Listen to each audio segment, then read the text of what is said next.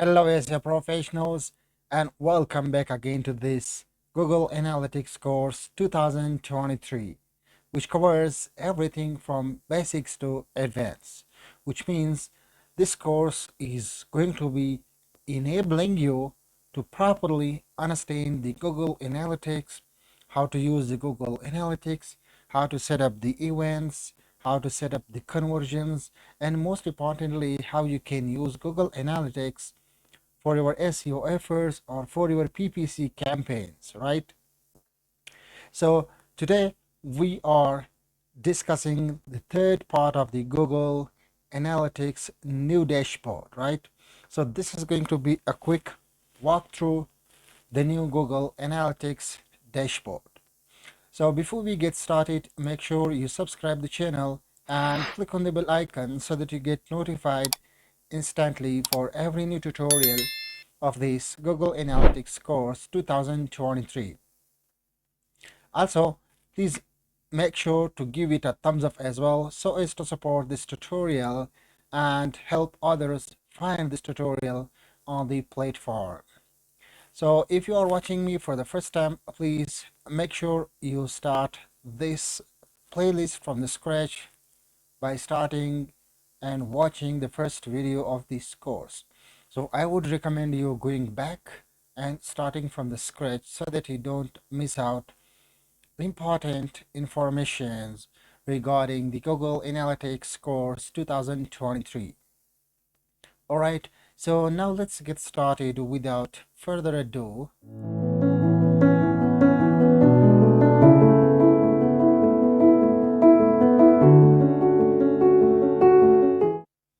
All right, guys, so let's get started from where we left yesterday, right? So I'm here in the dashboard of the new Google Analytics or the GA4. So if you can recall, we were exploring the reports tab in our previous tutorial.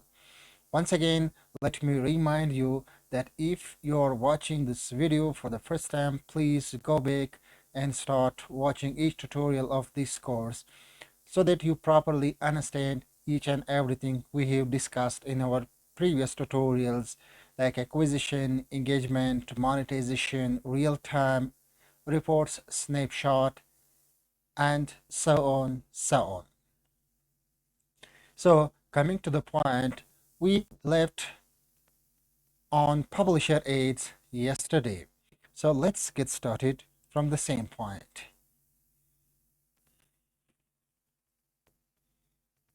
So the Google Analytics also show you the publisher aids performance. For example, the aid units, page path and screen class, aid format, aid source as well.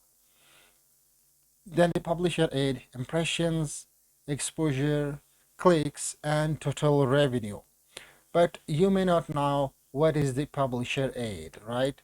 So for this purpose, I have opened the Google Analytics official help page, right, which is this one. Now it says understanding the engagement with the ads in your mobile app, right?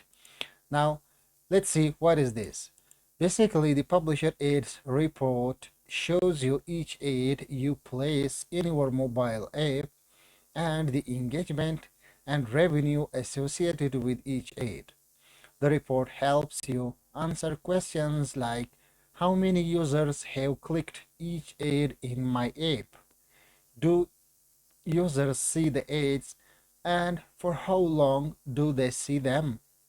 Which ad formats, interstitial, banner, etc. have the most impressions, etc. So the whole funda is that this shows you the performance of your mobile aids and the revenue, the mobile app aids and revenue associated with each of the aids, right? So for now, you see nothing in this dashboard because we have no such things. But if you have, you can see the details and performance of your mobile app, aids performance, etc. So Now let's go to the retention tab. Basically, the retention tab is going to tell you how many visitors are being retained on a weekly basis, on a daily basis, or monthly basis, right? So as you can see, at the moment, it shows you two kind of the users. There are 64 new users and 9 of them are the returning visitors, right? So if you scroll down, there are some cards which shows you further data. For example, user retention by cohort, user engagement by cohort, user retention, user engagement, right? And lifetime value associated with these users, right? So this is pretty simple and it does not need further explanation, but you can always select the date range of your own choice. Like you may want to analyze the results for the last 30 days, for this week, last week, like last 90 days, even last 12 months. And the best part is that you can also compare the results as well. So now let's go to the user area in which we will explore the demographics and the tech tabs. So let's go to the demographics first. So under demographics, we can see two kind of the data. First, demographics overview. Second, demographic details. So let's first quickly take a look at demographics overview.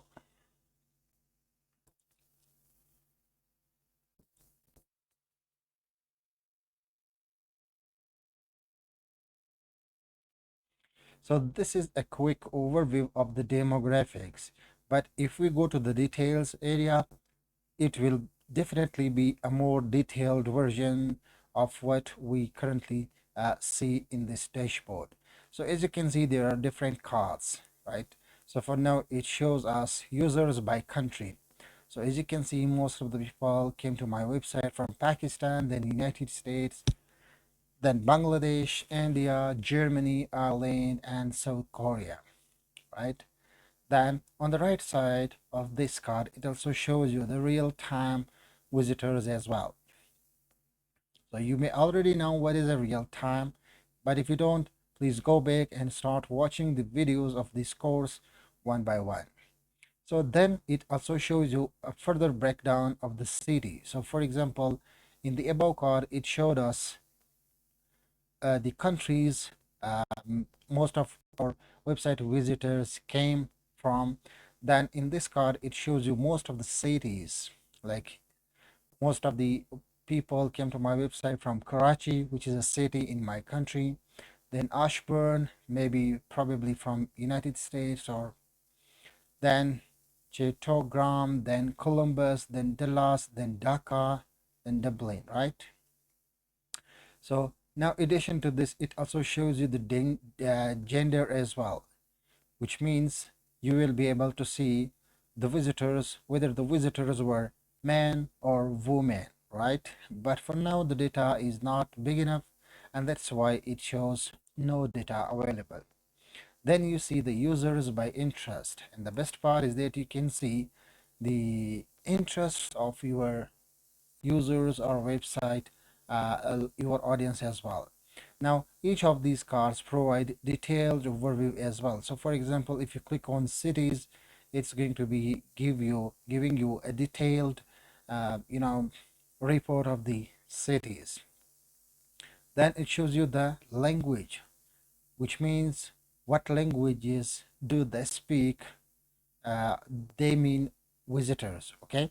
So in my visitor, most of the people speak English. Then second number is of Chinese, and then the third number is German. Then it also shows you the age as well of the visitors or users of your website. But for now, the data is not available. Again, the same point, the data is not big enough. That's why it does not show us anything else. So this was the overview of the demographics. Now, like I said, if you go to the demographic details, there will be nothing new, but it will be just a detailed version of each of these things what we have covered in the demographics overview. But let's go what we can find out there.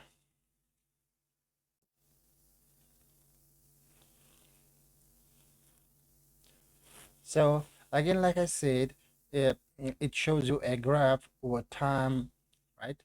So for example, at the bottom you can see there is it has also mentioned the countries from where most of the people came to my website: Pakistan, United States, Bangladesh, India, Germany, right? Then it is by country, and it was showing the visitors over time. Then if you scroll down, it's going to give you a detailed list of the countries from where most of the people visit your website. Then in the second column, it also shows you the users. Then in the third column, it shows you the new users, right? Then along with this, it also shows you the engaged sessions from each country and user. Then show it also shows you the engagement rate as well. So for example, the engagement rate is quite big from Pakistan. Then at position number two, we have I think at position number two we have India and Bangladesh. Then at third we have like Germany and so on. So along with the engagement rate, it's also going to give you the engage session per user, then the average engagement time. Basically, it shows you how visitors are engaged on your website. Doing this, you can quickly assess that if you should improve the user experience or not. Because if the engagement rate or the engagement percentage is not enough for you, then definitely you will want to think of the redesign of your website or provide something that keeps users engaged on your website. And now, once again, this is a ranking factor as well in SEO. So after the engagement, you can see what events do they performed or what events have been occurred on your website. Then it shows you the conversions and the total revenue as well, right? So that's it. And it was the detailed list of the demographics. But in this column, you can switch between some things, like if you just click on the scroll down, you can select the region, city, language, age, gender, interests. Then if you click on the plus icon, you can select some more things like as well. For example, demographics, journal, then geography, right? And then page, screen, platforms, and so on. So let's select the landing page plus query string to see what it shows us over here. But it shows me just nothing in the first few uh, you know from the first few countries, but from other countries like Pakistan it shows you the queries. So for example, free resources, this is not the queries, but I think these are the page landing pages, right? So in addition to this, if the data was quite big enough, it would also show me the keyword strings as well. So in the same way, you can just cross this column and add a new column of what you are specifically looking for. So for example, I want to check the traffic source for each of the country as well. I'm going to click on this drop down menu. Then I'm going to click any of these things. So for example, I'm going to, if I want to check the Google Ads, then I would select any of them. And if I want to select the organic search, then I may select the first user medium or first user source as well.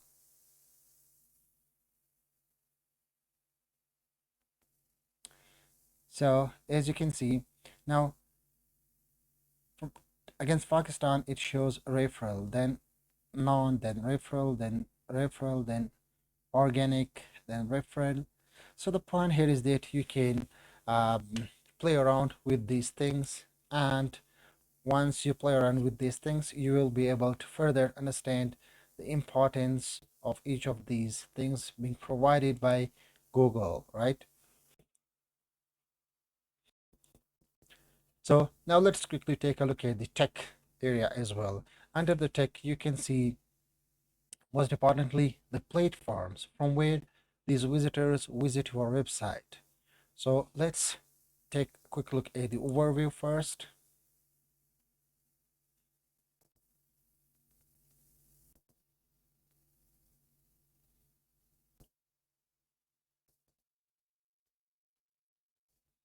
So as you can see, most of the people who visited my website, they access to my website through like web, right?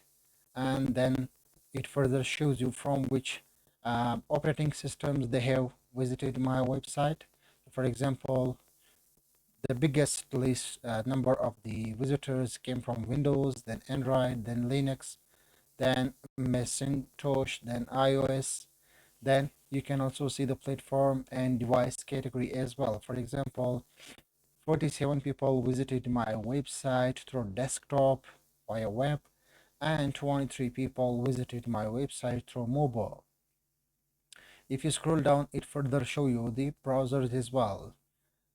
So this is just a overview, like, so from Internet Explorer, Edge, Safari, Firefox, Android, overview, Chrome, and the device category, as you can see, 67.1% visitor came through desktop and 32.9% came through mobile. Then you can see the screen resolution as well. So most of the people who visited my website had a screen resolution of this, and so on. So it also shows you the some data from the apes as well, right? But the data at the moment in this card is not available. It is because the data is not big enough. So if we go to the details section, you will be seeing just a detailed report of each of these cards. So let's go to the details.